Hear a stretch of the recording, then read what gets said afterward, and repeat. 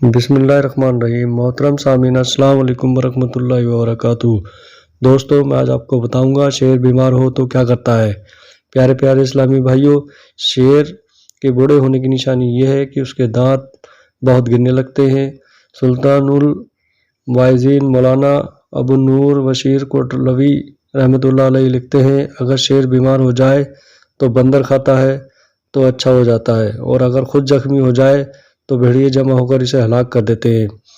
گستاخ رسول کو شیر نے چیر پھاڑ دیا۔ منقول ہے کہ اللہ پاک کے پیارے پیارے آخری نبی مکی مدنی محمد عربی صلی اللہ علیہ وسلم نے جب آیت مبارکہ والنجم اذا ہوا تلاوت فرمائی تو عتبہ بن ابو لہب نے کہا، میں نجم ستارے کے رب کا منکر ہوں۔ حضور نبی پاک صلی اللہ علیہ وسلم نے عتبہ کے خلاف دعا فرمائی، یعنی یا اللہ اس پر اپنے کتوں میں سے ایک کتا مسلط فرما دے جو اسے نوچ کھائے۔ چنانچہ عتبہ اپنے ساتھیوں کے ساتھ شام کی طرف نکلا۔ مقام زرقہ میں پہنچے تو ایک شیر کی دہاڑ سنائی دی۔ عتبہ ڈر کے مارے کانپنے لگا۔ لوگوں نے کہا، تم کیوں کانپنے لگے؟ بخدا ہم سب ایک ساتھ ہیں۔ عتبہ کہنے لگا، محمد صلی اللہ علیہ وسلم نے میرے خلاف دعا کی ہے، اور خدا پاک کی قسم آسمان نے کسی ایسے پر سایہ نہیں کیا جو محمد صلی اللہ علیہ وسلم سے زیادہ سچا ہو۔ پھر ان لوگوں نے رات کا کھانا کھایا، لیکن عتبہ نے کھانے کو ہاتھ بھی نہیں لگایا۔ کھانے کے بعد سونے کا وقت ہوا تو قافلے والوں نے چاروں طرف اپنا سامان رکھا اور عتبہ کو اپنے درمیان کر کے سو گئے۔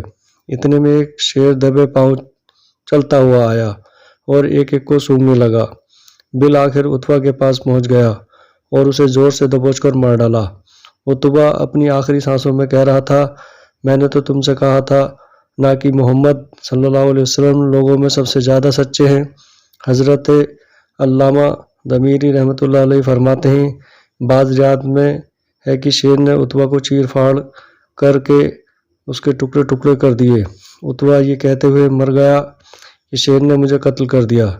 اس کے بعد لوگ اس شیر کو ڈھونڈتے رہے مگر وہ کہیں نہیں ملا۔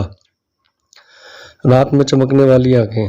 پیارے پیارے اسلامی بھائیوں، کہتے ہیں رات میں 4 جانوروں کی آنکھیں چمکتی ہیں: شیر، چیتا، بلی اور افعی سانپ، زہریلی ناگن۔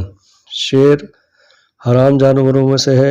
اگر چیتے یا شیر کی چربی کھائی جائے تو دل میں سختی پیدا ہوتی ہے، کیونکہ یہ چیر پھاڑ کرنے والا جانور ہے، اور چیر پھاڑ کرنے والا درندوں کو کھانا حرام ہے۔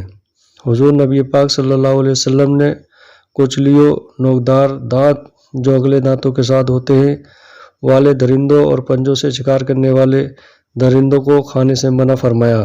شیر اور چیتے کی کھال۔ فرمان مصطفیٰ صلی اللہ علیہ وسلم، رحمت کے فرشتے ان ہمراہیوں کے ساتھ نہیں رہتے جن میں چیتے کی کھال ہو۔ بعض مالدار لوگ اپنے گھروں میں شیر کی کھال بطور نمائش سجا کر رکھتے ہیں۔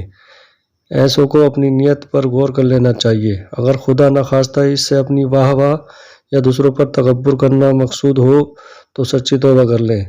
چیتے اور شیر کی کھال پر بیٹھنا اسی لیے منع ہے کہ اس سے غرور پیدا ہوتا ہے۔ جس طرح شیر اور چیتے کے نام میں تاثیر ہے کہ کسی کو شیر کہہ دیں تو وہ خوش ہو جاتا ہے، اسی طرح اس کی کھال کے بھی اپنے اثرات ہیں۔ جیسا کہ صندوق میں شیر کی کھال کا ٹکڑا رکھ دیا جائے تو دیمک اور سرسری کیڑا اس کے پاس بھی نہ بھٹکے گا۔ شیر کی کھال کسی اور درندے کی کھال پر رکھی جائے تو اس کے بال جھڑ جائیں گے۔ شیر کی آواز مگرمچھ کے لیے جان لیوا ہے۔ شیر کی چربی ہاتھ پر لگا لی جائے تو کوئی درندہ قریب نہیں آئے گا۔ یہ شان ہے ان غلاموں کی۔ حضرت علامہ علی قاری